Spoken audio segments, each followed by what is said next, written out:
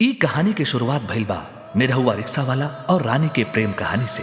निरहुआ अपन भतीजा गोलू, अपन माई और दोस्त बतासा के संगे हंसी खुशी जिंदगी बितावत रहले। फिर ओकरा जिंदगी में एगो तूफान आए। विधायक सुशील सिंह के बहिन रानी के संगे ओकरा प्यार हो गई। विधायक के ई मंजूर ना रहे, दोनों में जम के लड़ाई भइल। आखिर विधायक हार मान गिले। निरहुआ और रानी के ब्याह हो गई। उनका एगो लड़का भइल जेकर नाम रखले आदित्य। एक दिन गोलू अपन चाची रानी के संगे बस में उनकर नैहर छोड़े जाते रहे। रास्ता में एक्सीडेंट हो गई, जेमे गोलू और रानी के मौत हो गई। आज पूरा 1 साल हो गई तो हमनी के छोड़ के चल गए लो। हमनी के तो अपना दिल के कैसो मना लेनी जा, लेकिन तुम्हारी बेटा तोहरा के बोल ना पौलस, बहुत प्यार करेला तोहरा से।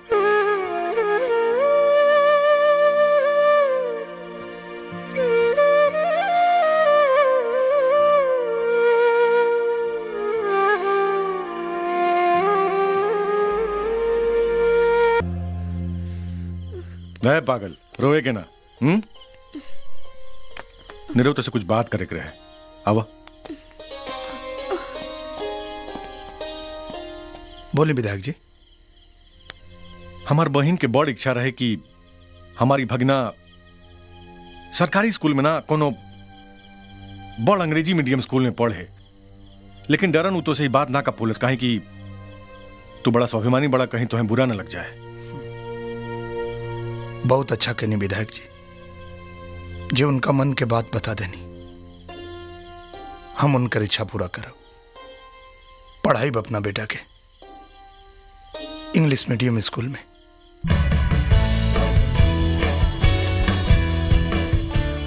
हाँ जी कहिए। बच्चा के एडमिशन कराओ के बाद। बच्चे का नाम बताइए।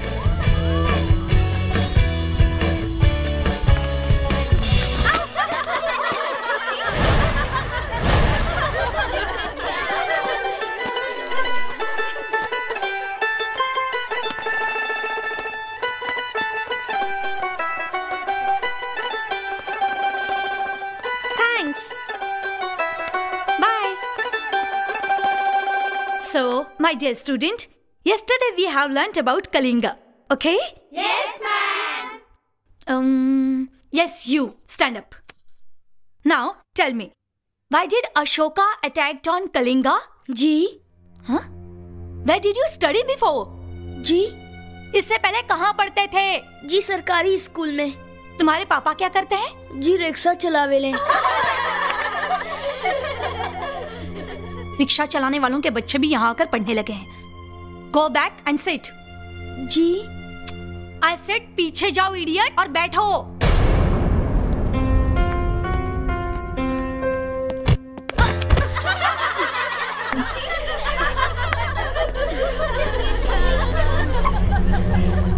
Excuse me, ma'am. Yes? This is not the way to behave with any student. What do you mean? I mean it, ma'am.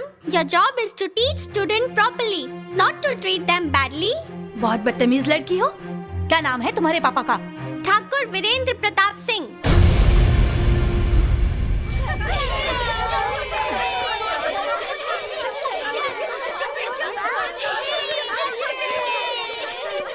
Don't worry, I will help you, okay? पापा देखा ही कार्ड। अरे तो निमंत्रण कार्ड बा, बहुत सुंदर है बेटा। क्या कर? ये हमरा दोस्त राधा के है पापा। आज रात में उनकर बर्थडे पार्टी है, हमरा के ले चला ना। हाँ हाँ बेटा, जरूर लिया चलब हम। वीरेंद्र प्रताप सिंह, अरे तो बहुत बड़ा मंत्री हमें। हाँ, राधा उनकरे बेटी बाड़ी। आई आई राघव बाबू। क्या बात है वीरेंद्र बाबू, लगा था बेटी के जन्मदिन ना, बेटी के ब्याह खातिर सजावट कैले बानी। राघव बाबू, वीरेंद्र सिंह के हैसियत बेटी से शुरू होके बेटी पे खत्म हो जाला। क्या बात है? आप देरी काहे के भैया, केक काटे के रस्म पूरा कर जाए। ठीक बा, तब बोला ना अपन भाभी से। भाभी केक कटवावा। हाँ देवर जी। राधा बिटिया चले केक काटा। ना माई, जब तक हमरा दोस्त आदित्य ना आ जाए तब तक हम केक ना काटब। ये आदित्य के है, तू जानता रो ओकरा के? ना ना, हम उनकरा के नहीं खी जानत। पापा, वो हमरा स्कूल के बेस्ट फ्रेंड बाड़े। पापा, हाँ? वो हमरा दोस्त आदित्य। जन्मदिन मुबारक हो। Thank you. इला तोहर गिफ्ट। थैंक्स। ये हमार पापा। प्रणाम अंकल। जुग जुग जिया बिटिया।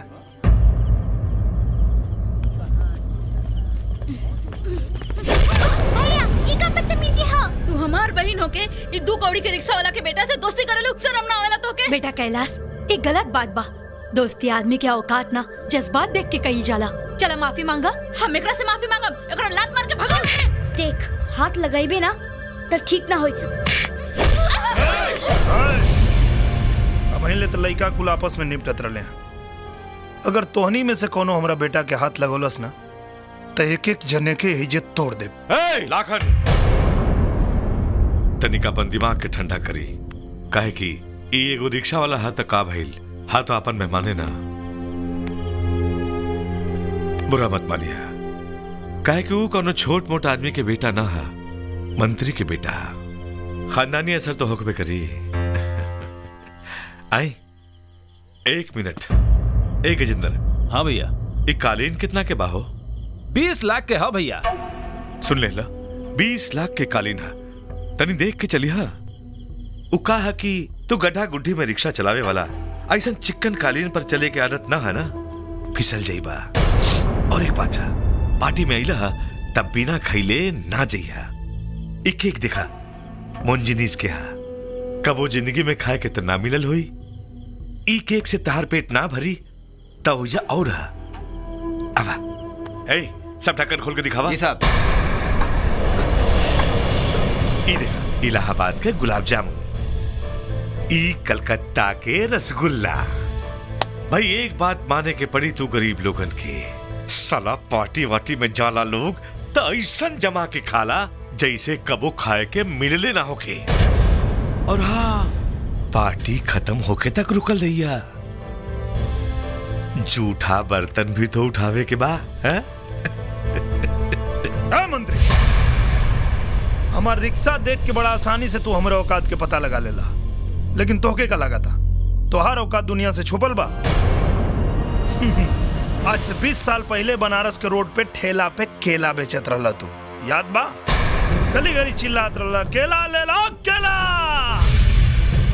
और फिर तो तरक्की भाई मड़ुआ डी के ताराबाई तो के अपने यहाँ नौकर रख ले, गाहकन के चाय पानी पियावत रहला, दारू सोडा पहुंचावत रहला, और गाहकन के बचल जूठन चाटत रहला।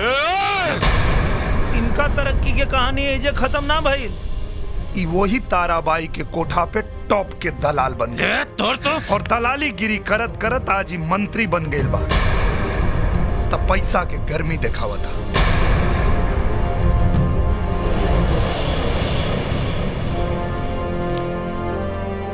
गलती से तोरा गुलाब जामुन के खुशबू हमरा नाक में चल गई बा, और ई रहल ओकर कीमत।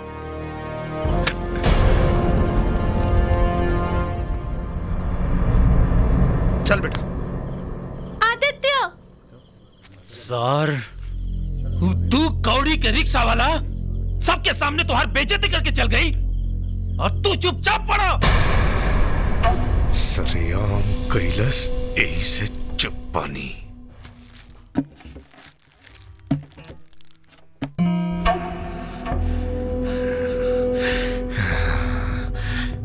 भैया जी। भैया, वो रिक्शा वाला के पूरा हिस्ट्री पता कर ले बानी। वो कोनो मामले रिक्शा वाला ना हा, अपना अपोजिशन पार्टी के पूर्व विधायक और तोहार सबसे बड़ दुश्मन सुशील कुमार के सगा जीजा हा। सुशील कुमार के मर्जी के खिलाफ रिक्शा वाला ओकरा बहन से ब्याह कर ले रहले। 1 साल पहले एगो बस एक्सीडेंट में ओकरा बहन के मौत हो गई। ओ रिक्शा वाला के परिवार में और के बा? ओकर माई और एगो बेटा। माई बतासा बेटा, माई ई खाला बतासा और हमके दास। अरे खुश रह। अरे कितना दिन बाद तोरा के देखत ही रे। माई आज हम बहुत खुश बानी। हाँ। ते कहत रहली ना हम कोनो काम के नहीं खी, ना काम के ना काज की, 1.5 मन अनाज के, तो लड़का अब कोनो लायक हो गए हो, समझ ले। अच्छा। हाँ। आज हमारो के एगो लड़की मिल गई बिया। आई लव यू तक मामला पहुंच गई, मतलब शादी ब्याह भी सब फिक्स हो गई। अरे तो पंडितों से पूछले कि अपने मन में ब्याह तक के बैठ गए। पंडित से बाद में पूछल जाई, पहले हमारे मोहब्बत का दास्तान सुन। दरअसल लड़की वहर से आवत रहल, हम हर से जा। सुन। तोर मोहब्बत के दास्तान ना हम मड़वा में सुनो, ठीक है? अभी जो पंडित जी के बुला के लिया, दिन तारीख धय लई। अरे तोरे ब्याह में तो हम खुद है नाचब गाइब रे। माई आशीर्वाद दे, जा तानी पंडिते जी का हमको दास्तान सुना दे। अच्छा जो बुला के लिया। फटाफट मंगनी, फटाफट ब्याह और फटाफट सुहागरात।